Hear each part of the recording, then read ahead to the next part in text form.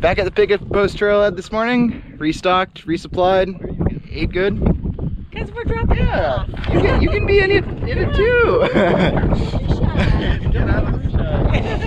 Gonna be going off for about 100 days, or 100 miles, 5 days. It'll feel like 100 days probably. And I'll be meeting them down by Mount Lemon next time I see him. So getting out, shuffling through the sands. Got anything to say? Good luck, honey. Well, have fun. We'll make it work. Keep the bears away.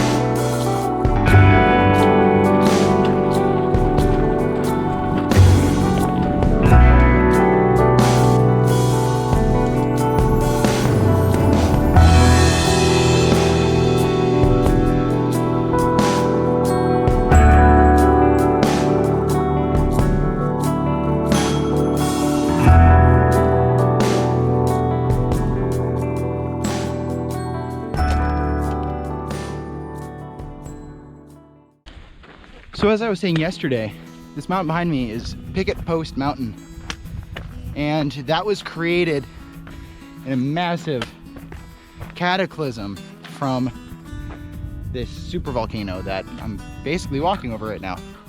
Way off in that distance there, right out there, you can see there's a big spike. That's called Weaver's Needle. The same event that created this huge mountain next to me, and that point way out in the distance.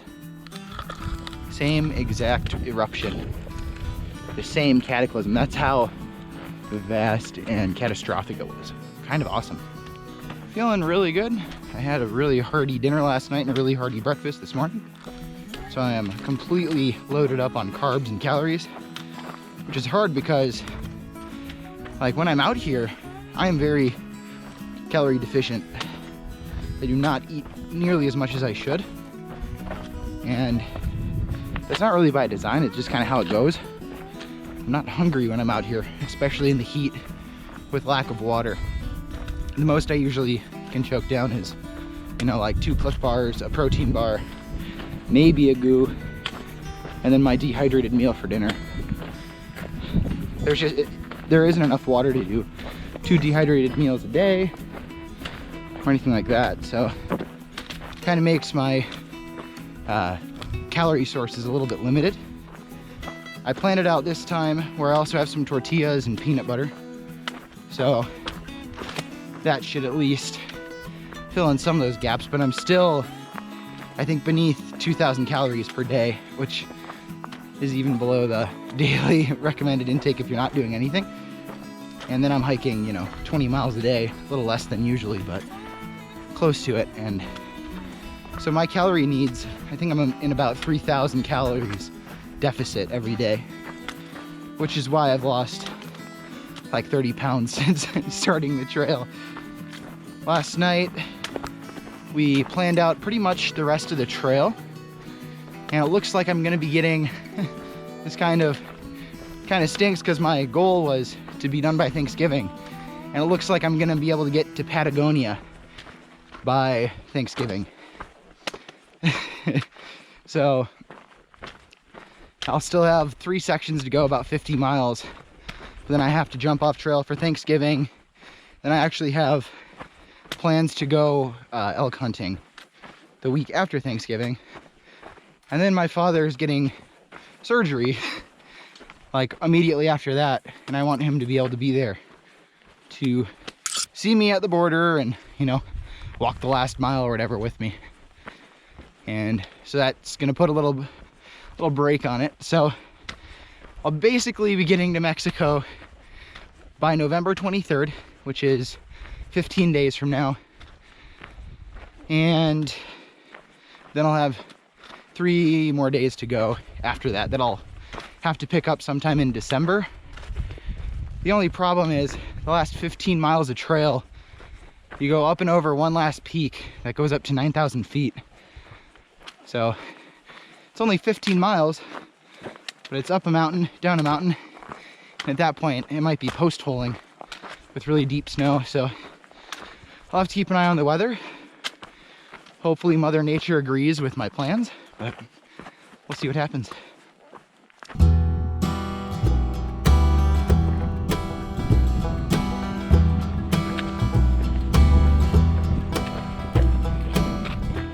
Just ran into a trail crew from the Arizona Trail Association working on the trail, doing some awesome work. And I also bumped into a guy that I ran into yesterday who told me, you know, helped fill in the information that the road that I'm now hiking to, I was gonna hike to it yesterday, that it was closed. So had a nice little chat with him about that bear story. One of the guys in the trail crew said that there's plenty of water in the firebox coming up, a little trail cache, where I was gonna hike to yesterday. Plenty of water there, and that next water after that then is the Gila, which is exactly what I was hoping I would hear. So some of my anxiety is now washed away, knowing that bit of information. So feeling even better now. I don't even know how far I've hiked, but I feel like I'm cooking it. Just made it to the Forest Road 4 resupply box.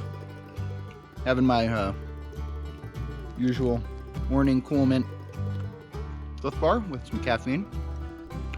I've cruised 7.6 miles in the last 2.5 hours, so I'm making good time. I have about 14 miles until I hit the Gila though.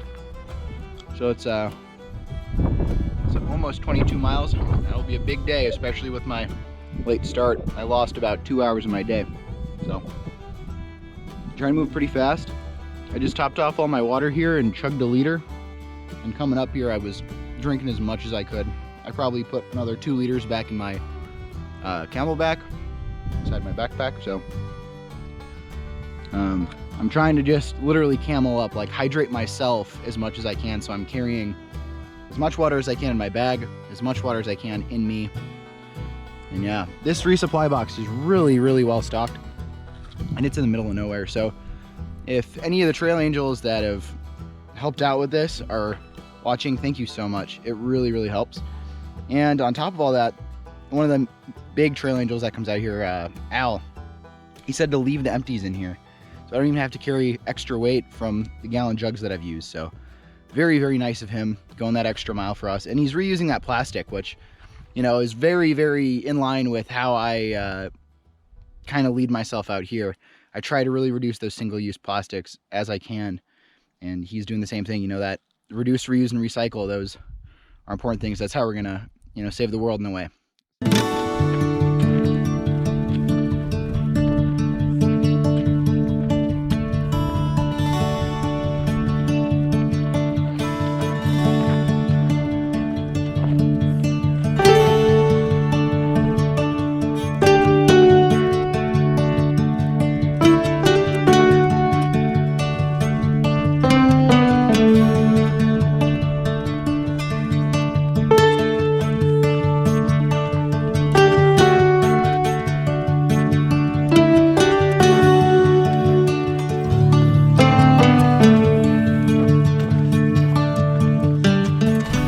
This is just a beautiful day on trail.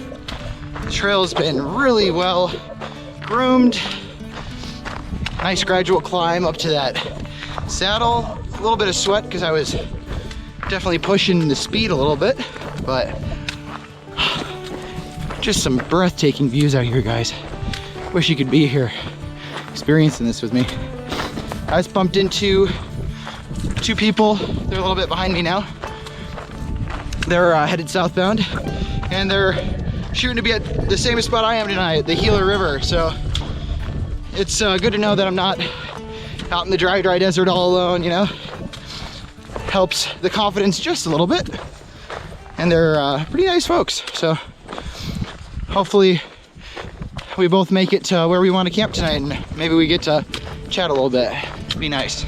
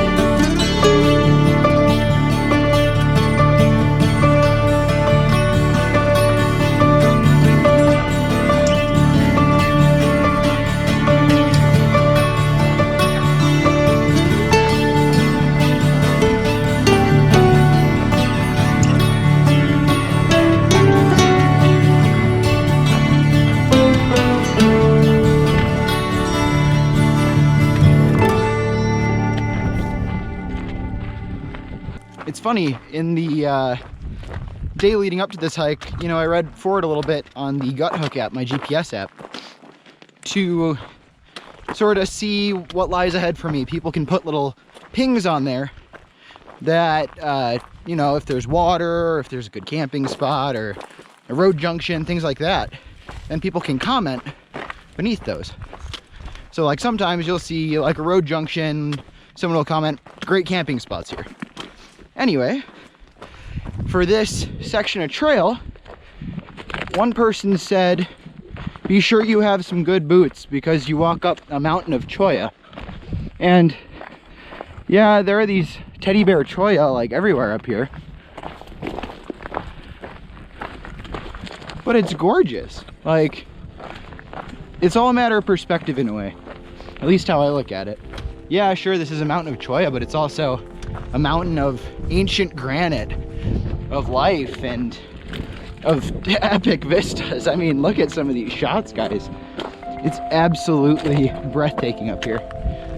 I had no idea that this area was basically only an hour drive from my house. I've lived here for over 13 years. Absolutely crazy. But sort of on that topic, that's kind of a lot of the challenge of through hiking, is keeping your mental game focused on that goal. And it's kind of easy to think about it like, okay, what am I gonna get up and do today? I'm gonna put one foot in front of the other all day. And that's just what I'm gonna do. And that's a very easy and simple goal. And when you compare that to how complex life is, any seemingly insurmountable goal can be broken down into these bite-sized chunks. And if you focus on them every day and try really hard, eventually you're going to achieve that goal, no matter how difficult. The real push, where you get your traction, is in that planning of how you're going to spend your time. Every person only has 24 hours in every day. That's all you get. And how you spend that, that's up to you.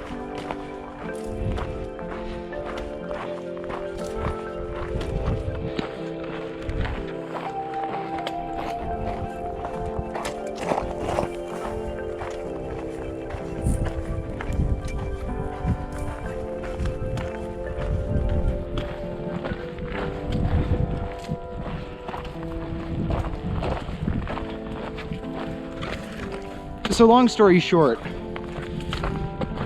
you have a choice to be made.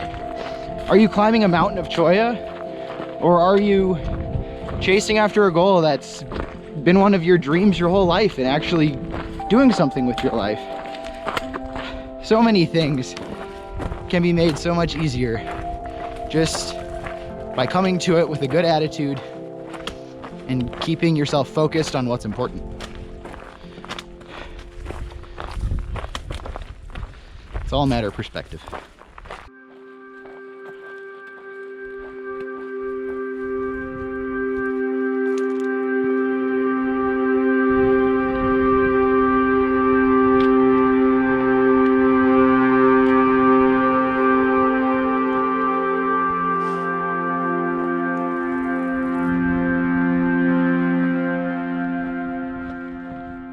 Time for another desert botany lesson.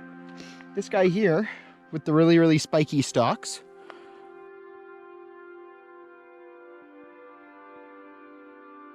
And this guy, they get really big and they get bright red flowers on the tops of them. Those are called Ocotillo. They're kind of interesting, and the flowers are actually edible. According to my outdoor survival professor from ASU, they're actually a really good garnish for salad, and I've had them a couple of times. Every time that I've had them, though, they've been swarmed with some sort of flying insect, so they were a little crunchier than I would have liked, but they were really tasty, and it was a really refreshing flavor. So something to try if you find some in bloom. I really hope I don't inspire the demise of Ocotillo. That'd be really sad.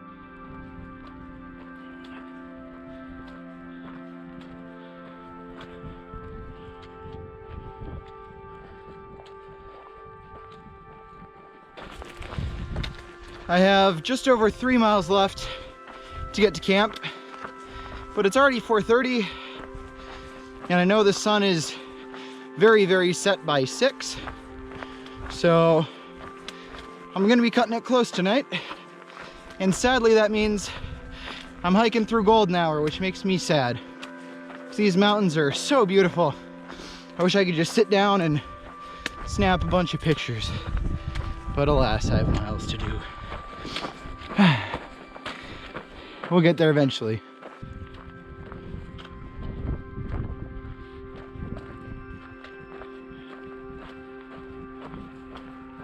Well, friends, as you can see, the light is falling pretty fast, but the Gila River is down at the bottom of this valley, about a quarter mile from me. So I've just about made it through my whole day. Even though I had a late start, I made it to my mileage goal, which is a little bit over 20 miles today. So personally, I'm a little impressed with myself, but it's been gorgeous, you know. I feel like today was the energy of the earth fueled me, as well as my extremely hearty breakfast and you know, good spirits that my parents helped uplift from their visit to the trail and restocking and all that stuff. You know, I really couldn't do without them. And I'm very, very, very thankful and grateful for them, as well as the beautiful area I just walked through today. I just saw a map at a trailhead a little bit of a ways behind me. I think it was called Reef Mountain Trailhead. Apparently this isn't even Tonto National Forest here. I crossed that boundary back at Ajax Road, the beginning of this really big valley I climbed up to get to a saddle. And it's been Bureau of Land Management and State Trust land since then. Kind of cool. It's just amazing how many different agencies had to come together to allow for this awesome trail to happen. And I'm also very grateful for that, you know? Grateful for the trail, grateful for the people that let me be here and let me do this, and I'm grateful that you know, my body is cooperating and letting me do this. You know, I'm overjoyed. And thank you to you guys for supporting the channel and for doing what y'all do to support me in your individual ways of different shapes and sizes. You're very appreciated. Sadly, there wasn't good access to the river there like I'd thought, so I get to go an extra half mile upstream. There was a big fence in the way there before I even got to the main flow of the river, so I'm kind of confused as to why it's listed as a source and then chained off, but it's all good. Get to hike at a pretty unique time. About 10 minutes before the sun's like really down, so hopefully I can at least find a spot to camp before all the light is gone. I could do it like via headlamp, but it's not going to be a really good time. Let's see what happens. Whew, stay tuned. Hey friends, I made it to camp safely around 7 p.m. I did 22.6 miles today. I need to hike a little bit further than I thought because there really weren't good camping spots. There wasn't really good access to the creek. So I found the creek. I filtered like 4 liters of water out of it because my next access is in like 2.6 miles, but I wanted some water for tonight and I knew I couldn't camp right on the creek like I had hoped and wanted. So I have like this really basic trail camp right now. I don't even have like a rock to organize my stuff on. It's literally in the middle of the desert between some bushes, like not much to it, but you know, it's all I need for tonight. Get some rest. I just got done eating food. I got really lazy because I burnt a lot of energy today and it's dark. So I didn't feel like boiling water, but I made myself a pretty yummy peanut butter tortilla and had some Skittles and had a protein bar. So did a little bit stoveless tonight. I think I could make it work if I wanted to try going completely stoveless for a long time. But it's a good excuse for being lazy. I'm feeling good. But now it's 9:30.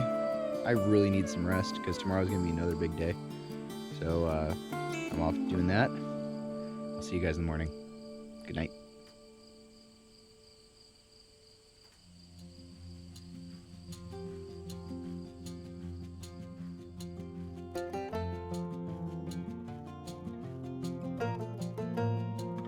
Morning, adventurers. Made it through the night. I ended up actually camping on an anthill, as I discovered this morning when I packed up my tent. Doesn't look like I sustained any damage though, so that's good. Behind me here is the White Canyon Wilderness. I hiked through just the corner of it yesterday, I believe, or like just on the boundary, coming down from that epic mountain. Definitely looks like an area I want to explore sometime. Anyway, today we were hiking next to the Gila River until I hit Kelvin, Arizona, where there's a bridge and a highway. You can actually get pizza delivered there. I don't know if I'll do that though. So I already have enough food on my back that I need to eat, get the weight gone. But there's also a water spigot that the county land manager's little station there leaves on. I guess it has a couple of chairs by the spigot, so some free water. Very helpful. So I'm kind of hoping I could be there by lunchtime. Just sit in a chair. I skipped cooking food last night, as I said, so make last night's dinner. It's a big thing of mac and cheese, but it weighs like half a pound before it's even rehydrated. So it sounds delicious, but I also really want to get that weight gone, as I said, and it's a lot of calories. I'm feeling pretty drained this morning. Just don't have much energy. But today is looking to be a pretty good day. I'm gonna hit the completion spike of the Arizona Trail, which I believe it was December 16th, 2011, when it was pounded into the ground, the spike. That was the last section of Arizona Trail to be completed.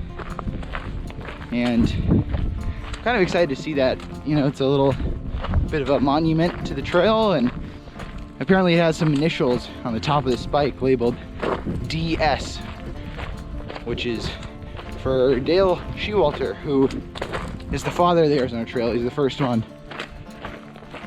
to dream up a trail that literally goes from Mexico to Utah across the center of our magical state. So I'm kind of excited to see that. I think I've hiked about 3 miles so far this morning. Got an early start because it's going to be warm. Been hiking close to an hour today already. It's supposed to get up to like 85 degrees down here, so I want to get moving while it's still a little bit cool. Get some easy miles in. There's a train over there. Looks like all it's hauling is ore, and then whatever's in those tanks at the back must be coming from all the mines up in copper country. So the portal town, or no, gateway town of Superior that I walked through, I left from there yesterday. It's actually a huge mining part of this state, and if you continue on the 60, which is the main highway that goes through there, the AZT actually crosses underneath of it. Keep going east, you get to the towns of Miami and Globe, and those are huge copper mining areas. If you recall, back when I was just south of the south rim of the Grand Canyon, I talked about the 5 C's of Arizona: cotton, copper, citrus, climate, and cattle. So there's the copper one. When I was hiking at night, hiked like an hour after dark, had to filter some water and then find a campsite. during that little hike from water to the site, I scared a whole bunch of javelina, which are kind of like wild pigs here, but they're actually closer related to a hippo than they are a pig, which is kind of funny. They look very boar-like though, and they have very long teeth that are kind of like tusks, but you can't really see them. They keep them in their mouth. The thing about those guys, they're scavengers, kind of like bears. Well, they'll eat just about anything. But if you get between them and their young, just like bears, they can get very aggressive. And if you were to get bit by one, it basically causes an instant infection of the wound. And it's really not good. You need to get help really quick. So definitely spooked me. All of a sudden I saw a bunch of glowing eyes running out of bushes and I'm like, this isn't good.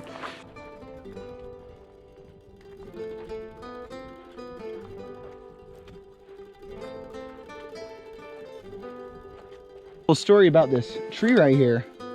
This guy kind of looks like a juniper, but scraggly leaf wise, but then you can see it just grows everywhere. That's called salt cedar, also known as tamarisk. And you'll see it along a lot of the waterways in Arizona and the Southwest. It's actually invasive, but there's a very tough problem about it. There's a little mouse right here. What's up, dude? Hey. Okay, I'm going around you. Okay. Weird.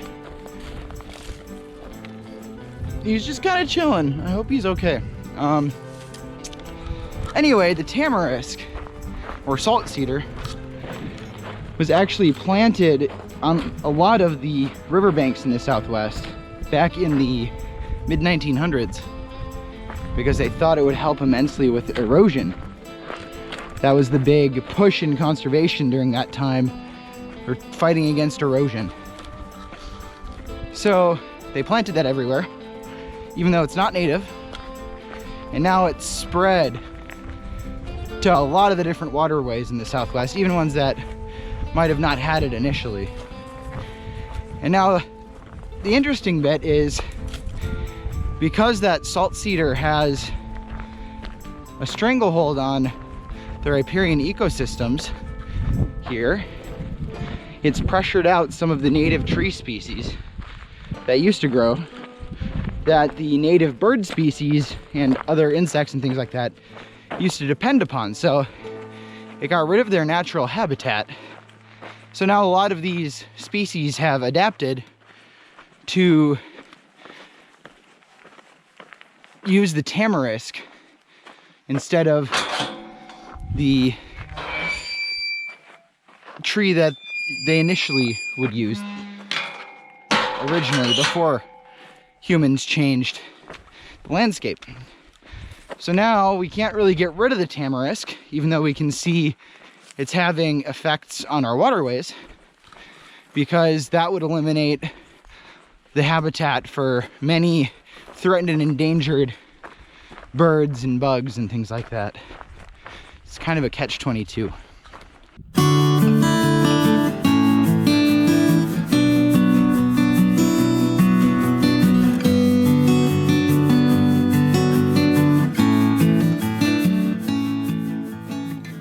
See those giant piles over there? Those are strip mine tailings. That's where copper comes from. They literally disintegrate a mountain. Is that crazy or what? I just passed the golden spike. I didn't even see it, to be honest. All of a sudden I checked my GPS and it was 0.2 miles behind me, and I'm like, okay, not looking back for it. But the climb up to it really wasn't that bad. I took one break in there, but it wasn't too awful. There were a bunch of people on gut hooks saying how it was this grueling climb. There are definitely worse on this trail, so I don't know what they're talking about. Maybe it was really hot for them or something. Could definitely make it difficult. About 1.5 miles from Kelvin, where there's a water spigot actually. So I'm gonna get to that water spigot, make myself some lunch, figure out my plan from there. Debating whether or not I want to climb another giant mountain today, get on top of it for some cool pictures, or if I want to take it easy today so that I can do some serious miles tomorrow. This might be a little TMI for some of you, but it's amazing how much water you need to drink out here in order to stay hydrated. It's crazy. Yesterday, I must have drank 8 liters of water throughout the whole day. And last night, I drank at least 2 liters when I got to camp. And this morning I woke up and I was still peeing bright yellow. Very dehydrated.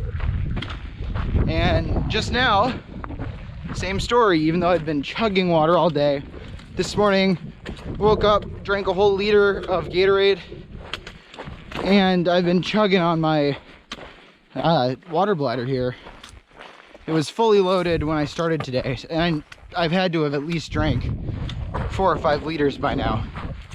So I'm already more than a gallon in today, and I'm still dehydrated. Absolutely crazy. If you're considering doing this trail, it's definitely something you need to keep an eye on, because that's how you get in trouble really easily.